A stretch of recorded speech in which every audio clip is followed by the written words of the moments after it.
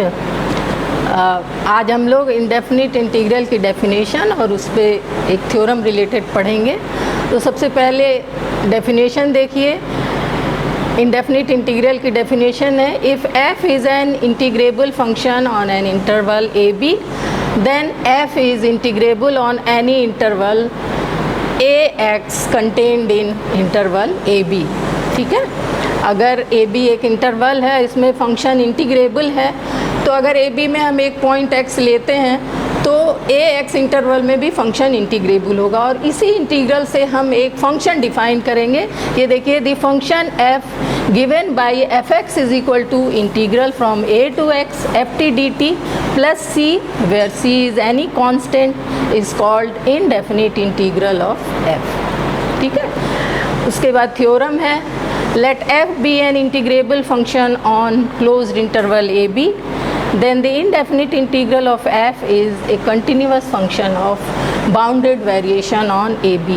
ये दिया है कि f एक फंक्शन है जो क्लोज्ड इंटरवल a b में इंटीग्रेबल है। हमें ये दिखाना है कि इसका इंडेफिनिट इंटीग्रल कंटिन्यूस फंक्शन होगा ऑफ बाउंडेड वेरिएशन। ठीक, proof f is Lebesgue integrable on closed interval A B. यहाँ पर देखिए, इंटीग्रेबल का मतलब है in the sense of Lebesgue. The indefinite integral of f, integral f of f is given by F X is equal to integral from a to x F T D T plus c। अभी हम लोगों ने पढ़ा है where c is any constant. We shall prove that f is a continuous function of bounded variation on closed interval a b. Let x0 be any point in a b। यहाँ पर हम x0 पर, x0 एक arbitrary point हम ले रहे हैं a b का। x0 पर अगर हम प्रूव करते हैं कि फंक्शन कंटिन्यूस है तो a b में कंटिन्यूस होगा। ठीक, यानी पहले हम कंटिन्यूटी प्रूव कर रहे हैं। अब देखिए, mod F x minus F x zero is equal to होगा मॉड ऑफ, यहाँ पर देखिए, अगर ये जो इंडेफिनिट इंटीग्रल डिफाइन किया गया है उसमें अगर आप एफ एक्स लेते हैं तो इंटीग्रल ए टू एक्स होगा, और ये है minus A to x zero, है ना। इसको प्लस करेंगे तो एक्स ज़ीरो टू ए हो जाएगा, यानी integral from x zero to A plus integral A to X, तो ये हो जाएगा integral A X zero to X, और ये मॉडुलस है एफ टी डी टी। और अगर हम मॉडुलस को अंदर लेते हैं तो ये इक्वालिटी इनइक्वालिटी हो जाएगी, इज़ लेस देन और equal to integral from x zero to x mod F T D T. और यहाँ पर देखिए, अगर f इंटीग्रेबल है तो मॉड f भी इंटीग्रेबल होगा। ठीक, अब यहाँ पर देखिए, कंटिन्यूटी प्रूफ करने के लिए हमें क्या प्रूफ करना होता है। For given epsilon greater than zero there exist delta greater than zero such that ये मॉडुलस जो है लेस देन इप्सिलॉन होगा whenever X minus x zero is less than delta. तो यहाँ पर हम लोग एक थ्योरम अप्लाई करेंगे। वो थ्योरम कहता है कि यहाँ पर देखिए, अगर कोई function non negative integrable function है तो यहाँ हमारा मॉड f है non negative and integrable on a measurable set A B. ठीक, closed interval A B.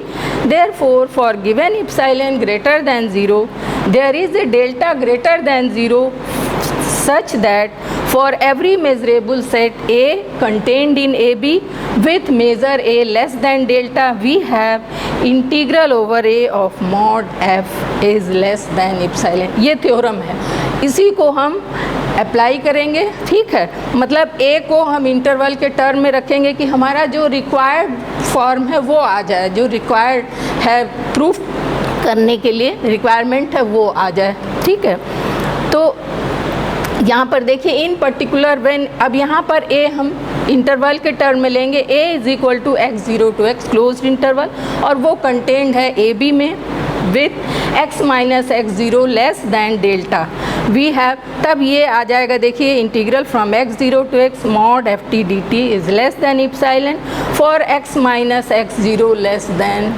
Delta. यहाँ पर देखिए a है, ए हमने लिया है एक्स ज़ीरो एक्स, है ना, और उसका मेजर लेस दैन डेल्टा ले रहे हैं, तो mod x minus x zero less than delta होगा। Therefore mod of f x minus F x zero is less than और इक्वल टू, यहाँ से देखिए लेस देन और equal to integral from x0 to x mod ft dt less than epsilon for x minus x0 less than delta, और इसको हम कह सकते हैं mod fx minus fx0 is less than epsilon when ever x minus x0 is less than delta. This proves the continuity of fx at x0 and hence in AB. x0 पर function continuous है, इसका मतलब AB में function continuous है. Next हमें prove करना है कि f है function of bounded variation. In order to prove that f is a function of bounded variation, we shall show that for every partition of AB, the total variation of f is less than infinity. आप लोग जानते हैं bounded variation का function तभी कहलाता है जब किसी भी पार्टीशन के लिए उस फंक्शन का वेरिएशन AB में फाइनाइट आए, है ना, यानी लेस देन इन्फिनिटी हो. तो यहाँ पर हम एक पार्टीशन ले रहे हैं p इज़ इक्वल टू यहाँ x0 x1 ये पार्टीशन वाले पॉइंट है, x0 को हम a ले रहे हैं और लास्ट पॉइंट जो है x एंड b है. Any partition of AB, then variation of f on AB with respect to p is equal to होगा summation i is equal to 1 to n mod of fxi minus fxi minus 1. अब इसकी value हम निकालते हैं कि ये कितना आता है, मतलब वेरिएशन की वैल्यू क्या आती है. तो यहाँ पर देखिए ये है i1 to infinity summation mod fxi minus fxi minus 1. अब ये वैल्यू रखिए, देखिए fxi है integral from a to xi ft dt minus integral a to xi minus 1 ft dt. इसको कंबाइन करेंगे तो ये आ जाएगा.